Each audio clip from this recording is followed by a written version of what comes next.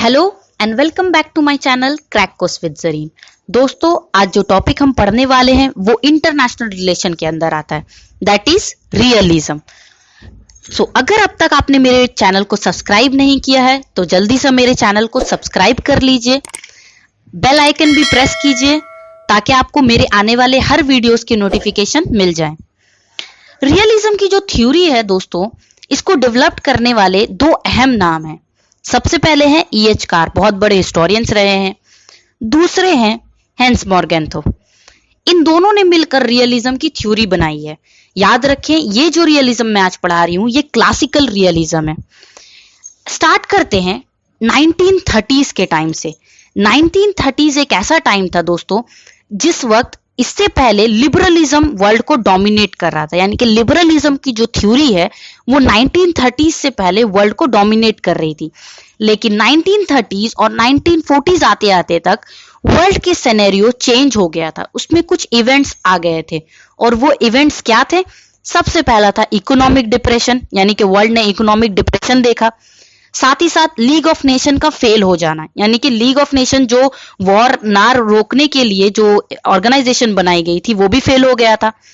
अब लिबरलिज्म काम नहीं आ रहा था, तो रियलिज्म आया। रियलिज्म एक्चुअली में क्रिटिक है दोस्तों लिबरलिज्म का। इसने क्रिटिसाइज किया लिबरलिज्म को, क्योंकि लिबरलिज्म फोकस करता था वर्ल्ड टू बी में, यानी कि मुल्क दुनिया को किस तरीके का होना चाहिए, एक डिजायर क्रिएट करता था, इमेजिनरी वर्ल्ड बनाता था। लेकिन रियलिज्म जो है वो फोकस करता था व्हाट वर्ल्ड इज, यानी कि रियलिटी क्या है, आज प्रॉब्लम क्या है दुनिया में, इस चीज पे फोकस करता था। आइए कार के एक लाइंस को समझने की कोशिश करते हैं। कार ने बोला था international relation is all about conflict not cooperation. ये बोलना चाह रहे हैं कि इंटरनेशनल रिलेशन जो है वो कोऑपरेशन से नहीं बनता है, बल्कि कॉन्फ्लिक्ट होते हैं एक दूसरे कंट्री के बीच में। ठीक है, इसको एक एग्जांपल के द्वारा समझते हैं हम लोग।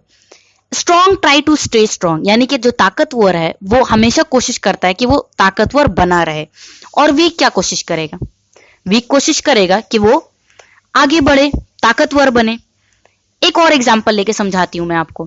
मान लीजिए कि एक शोरूम है, ठीक है, वो शोरूम वाला क्या चाहेगा कि उसका और ज्यादा शोरूम हो, ठीक है। लेकिन मान लीजिए एक बाहर में कपड़े लगाने वाला कोई हो, तो वो क्या चाहेगा कि उसका एक दिन शोरूम हो जाए। बस यही स्ट्रगल चलता रहता है। आते हैं मॉर्गेंथो के पास। मॉर्गेंथो ने क्या बोला है? इन्होंने सबसे पहले एक बुक लिखी है पॉलिटिक्स अमंग नेशन इन 1948। इस बुक में इन्होंने ह्यूमन नेचर से इंटरनेशनल रिलेशन को कंपेयर किया है।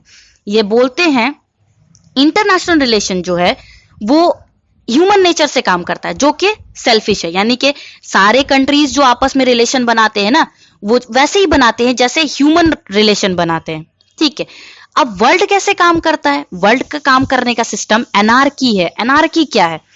एनार्की जहां पर ही कोई गवर्नमेंट नहीं है, there is no government. World में कोई गवर्नमेंट नहीं है दोस्तों, there is no one to control, यानी कि वर्ल्ड को कोई कंट्रोल नहीं करता है। क्यों वर्ल्ड को कोई कंट्रोल नहीं करता है?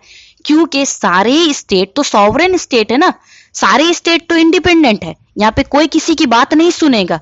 इसलिए इस सिस्टम को हम एनार्की सिस्टम बोलते हैं। मॉर्गेंथो ने इसको पूरे तौर पर समझाने के लिए 6 प्रिंसिपल ऑफ रियलिज्म बनाया। 6 प्रिंसिपल ऑफ रियलिज्म, जिसको हम नेक्स्ट वीडियो में समझेंगे इन डिटेल्स।